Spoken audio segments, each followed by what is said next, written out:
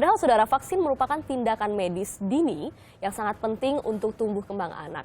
Dan untuk itu kita sudah bersama dengan sejumlah narasumber kami, ada Dr. Sujatmiko, anggota Satgas Imunisasi dari Ikatan Dokter Anak Indonesia, dan juga ada Pak Anjar, ini salah satu perwakilan orang tua yang anaknya mendapatkan vaksin palsu. Selamat pagi Bapak-Bapak. Selamat pagi. Ya, Anda juga bisa bergabung bersama kami sekali lagi di nomor telepon 021-5366-1222 atau 222 untuk memberikan pendapat dan atau juga mungkin Anda ingin bertanya. Kita langsung ke Pak Anjar yang sedang menghadapi kasus ini. Banyak orang tua mungkin tidak secara langsung mengalami tapi bisa merasakan betapa khawatirnya orang tua yang anak-anak yang menerima vaksin palsu. Saya seorang ayah juga, saya tidak kebayang Pak Anjar bagaimana khawatirnya saya mengetahui anak saya itu menerima vaksin palsu. Nah, sejak mengetahui bahwa vaksin palsu sudah memasuki badan anak Anda, Pak Anjar, jelaskah bagaimana meminta keterangan, bagaimana menuntut pertanggungjawaban? Jalurnya jelas tidak untuk Anda sebagai orang tua, sebagai warga yang harusnya punya hak dilindungi dari hal ini? Betul.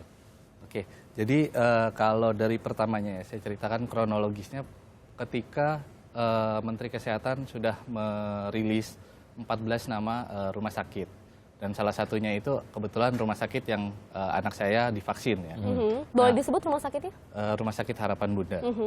Nah, pada saat itu memang kami sebagai orang tua tuh kita nggak tahu harus apa, Pak. Jadi teman-teman orang tua yang lain dengan inisiatif sendiri datang ke Rumah Sakit Bunda mempertanyakan apa tindak lanjut dari kejadian ini. Gitu. Nah, hal ini yang memang kita agak kebingungan ya, sedangkan Menkes hanya mengeluarkan list tapi tidak memberikan solusi atau informasi kelanjutannya seperti apa. Bagaimana menanggapi dari orang tua yang datang gitu juga tidak ada arahan. Iya. Sekarang usia anaknya berapa Pak Anjar? Kebetulan usia anak saya 4,5 tahun. 4,5 tahun dan dari awal sudah mendapatkan imunisasi di rumah sakit yang sama. Dari awal sejak istri saya hamil sampai anak saya usia 1 tahun di Rumah Sakit Harapan Bunda. Kalau kemarin itu sudah ada pemberitahuan bahwa ini termasuk salah satu list rumah sakit yang mendapatkan vaksin palsu, Anda sudah melakukan cek terhadap kesehatan anak Anda, melakukan tes, mungkin antibodi dan lain sebagainya? Saya belum melakukan itu. Jadi saya sih sebenarnya masih menunggu apakah memang anak saya terpapar vaksin palsu atau tidak. Dan itu saya masih menunggu juga tanggung jawab dari pihak rumah sakit. Gitu. Sejauh ini keterangan apa yang sudah diberikan dari pihak rumah sakit? Sejauh ini yang saya dapat yang sesuai di banyak media yang sudah diinfokan, dan ada juga beberapa teman-teman kita yang anaknya usia di bawah 1 tahun yang sudah mulai dihubungi satu-satu, yang kemarin kita sudah data, sudah mulai dihubungi satu-satu untuk dilakukan vaksinasi ulang. Nah, sisanya yang kami-kami ini mungkin yang anaknya sudah usia di atas 1 tahun itu kita masih belum dapat info apa-apa sama sekali, betul. Baik, Dokter Miko, saya ke Anda dulu sebentar. Dari yang dikhawatirkan oleh Pak Anjar dan juga orang tua lainnya, apa dampak dari vaksin palsu jika anak mereka sudah terpapar? Ya, jadi memang kita prihatin ya tentang masalah ini. Saya bisa merasakan pasti orang tua gelisah. Tapi sebenarnya orang tua tidak usah terlalu gelisah, tidak terlalu takut karena hasil laporan dari investigasi dari Bareskrim dan Badan POM bahwa isi vaksin itu ada yang berisi cairan seperti cairan yang untuk pelarut suntikan, jadi NaCl atau garam fisiologis yang sama dengan cairan infus. Nah, kita bayangkan kalau anak kita sakit kan diberikan cairan infus kadang-kadang sampai berapa botol, itu nggak ada masalah. Ada juga yang isinya adalah vaksin lain yang lebih murah, yang jauh lebih murah, dimasukkan ke vaksin palsu itu. Ada juga yang vaksin dilarutkan. Ada juga yang mengandung sedikit antibiotik. Antibiotik kan biasa disuntikan.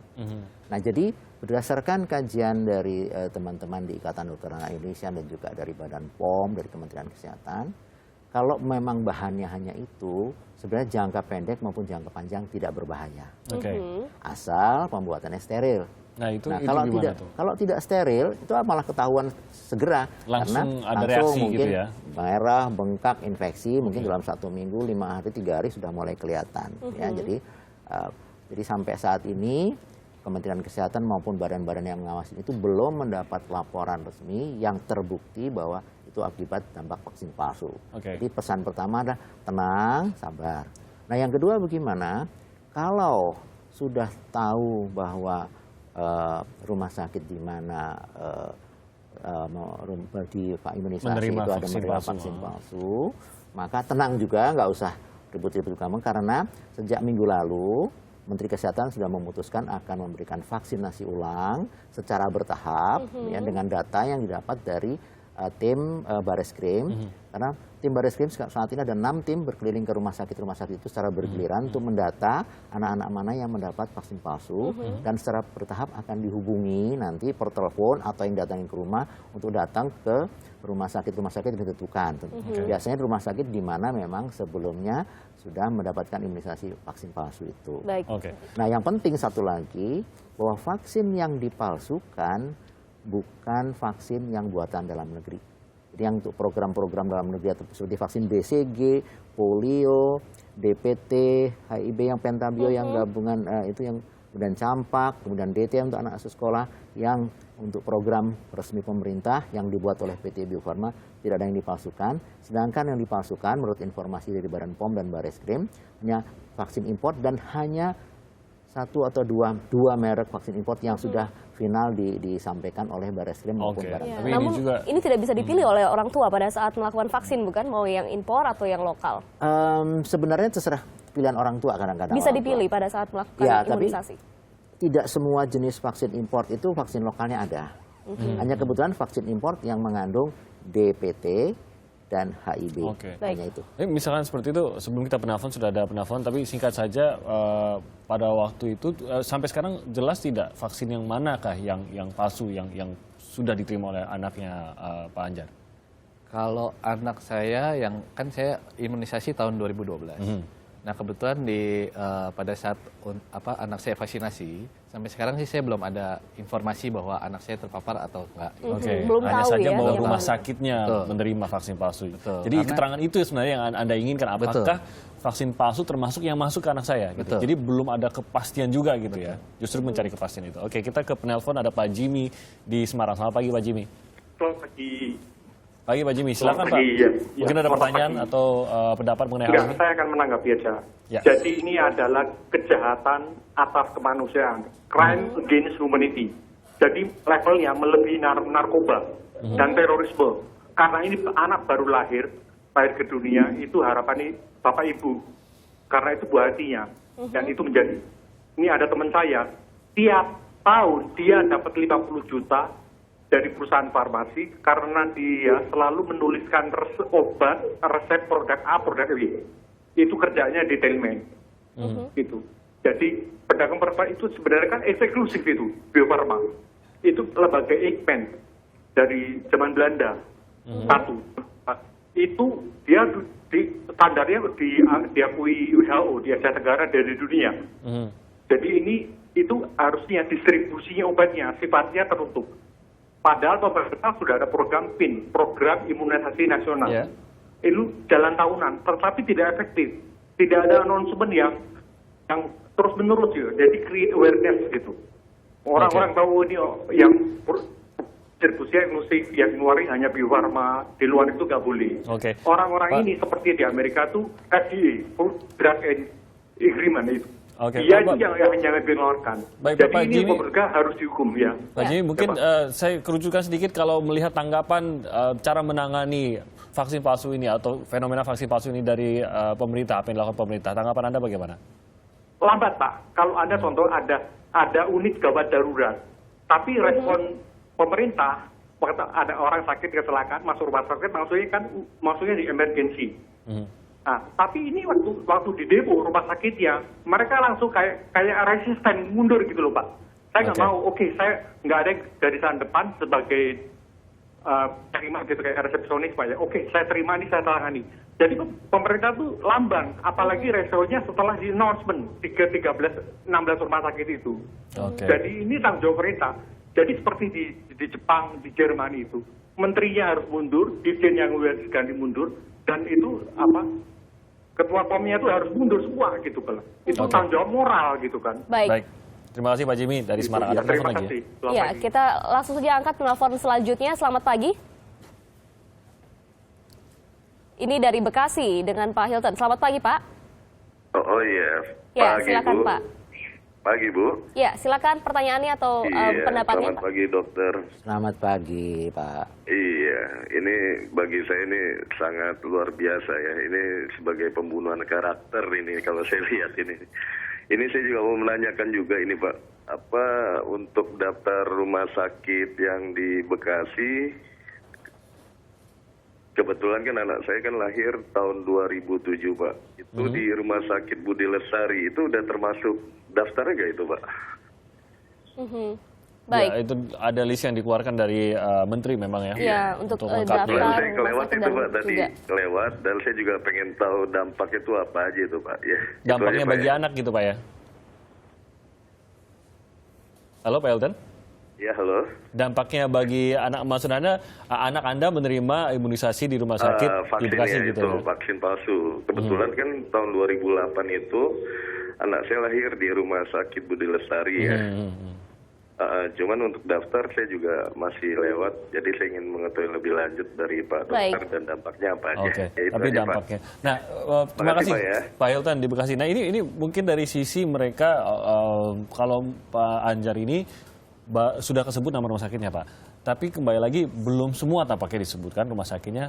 Kalau begitu, kalau saya memiliki anak, apalagi di bawah 1 tahun, sementara saya nggak yakin gitu, Pak. Saya sih, seperti Bapak Hilton tadi, saya di Bekasi juga, salah satu area yang banyak rumah sakit yang kesebut. Tapi saya tidak yakin. Perlukah saya vaksinasi ulang? Perlukah saya memeriksakan anak saya atau gimana? Ya, jadi kebijakan yang sementara saat ini adalah hanya 14 itu pernyataan Bu Menteri dan Barreskrim menyatakan hanya 14 rumah sakit itu yang sudah terbukti ada vaksin palsu, ada beberapa vaksin palsu, artinya tidak semua vaksin dari rumah sakit itu palsu. Itu poin pertama. Nah, apakah rumah sakit Bapak tadi itu juga ada pemalsuan? Tentu yang bisa menentukan itu adalah Barreskrim. Tapi sejauh yang saya tahu, begitu ada laporan tentang pemalsuan itu sekitar tanggal 20 Juni, 23, 24, itu hampir semua badan POM, balai POM di seluruh daerah dan dinas kesehatan itu turun ke berbagai rumah sakit. Dan menurut cerita teman-teman, dan juga dinas kesehatan dan Kementerian Kesehatan, semua rumah sakit sudah disurvei seluruh Indonesia. Saya nggak tahu apakah betul atau tidak. Dan mudah-mudahan rumah sakit Bapak tadi, Pak siapa tadi? Pak Hilton. Pak Hilton, di Budi Lestari. Mudah-mudahan sudah disurvei dan mungkin belum ditemukan barangkali. Iya. Mudah-mudahan sih tidak. Jadi bagi warga yang rumah sakitnya tidak termasuk dalam 14 itu, sementara tenang saja lah ya, don't worry Handayani ya, tunggu pengumuman resmi dari pemerintah melalui Badan Reskrim atau Kementerian Kesehatan atau Badan POM. Kami juga nanti akan menampilkan kembali daftar rumah sakit yang sudah dirilis oleh pemerintah, 14 rumah sakit yang terindikasi menggunakan vaksin palsu. Sementara itu Pak Anjar, apa yang dikatakan oleh Pak Jimmy tadi, pemerintah lamban, Anda ikut merasakannya pada saat Anda minta kepastian di rumah sakit, tidak ada pemerintah di situ yang membantu? Iya, betul. Yang dikatakan oleh Pak Jimmy tadi sama seperti yang saya rasakan ya. Jadi pada saat dirilisnya 4 nama rumah sakit itu, jadi kita memang benar-benar pure orang tua sendiri yang datang ke sana. Jadi orang tua sendiri, rumah sakit pun seperti belum siap atas apa yang sudah dirilis oleh Menteri Belum siap Kesehatan. itu dalam artian tidak ada crisis center, tidak ada pusat informasi begitu ya? Betul. Jadi yang menyambut siapa di sana orang tua itu? Dulu dan sekarang ini siapa yang terus berinteraksi dengan orang tua ini? Kalau yang awal memang itu ada di pusat informasi dan mereka juga diarahkan ke kebingungan, situ gitu ya. ya. Mereka pun kebingungan. Mereka nggak tahu mau jawab apa pada Betul. Oke. Dan kalau sudah sekarang memang ada teman-teman yang membuat krisis center, itu pun dari teman-teman orang tua sendiri yang membuatnya. Ini khusus buat Pak Hilton, ini adalah nama-nama dari rumah sakit yang diketahui menerima vaksin palsu. Ada 14 rumah sakit. Silakan Pak Hilton bisa melihat sendiri apakah rumah sakitnya tadi yang dikatakan tempat lahir dari anaknya ini termasuk dalam 14 rumah sakit yang disebut di sini. Baik, sementara ditunggu terus dari orang tua dan juga tentunya pihak rumah sakit juga, saya bisa mengatakan begitu karena mungkin tidak semua rumah sakit juga mengetahui distribusi vaksinnya. Tapi boleh ada satu keterangan lagi Pak Dokter, kalau anak tersebut terpapar oleh vaksin palsu kemudian divaksinasi ulang, Anda mengatakan tadi kalau untuk vaksinnya sendiri tidak ada dampak. Tapi jika kemudian divaksin lagi, apakah ini akan menjadi berlebihan sehingga anak tersebut bisa imun tubuhnya kemudian jadi tidak mempan lagi begitu dengan vaksin dan lain sebagainya? Nanti kita akan jawab ya, usai jeda kami akan kembali.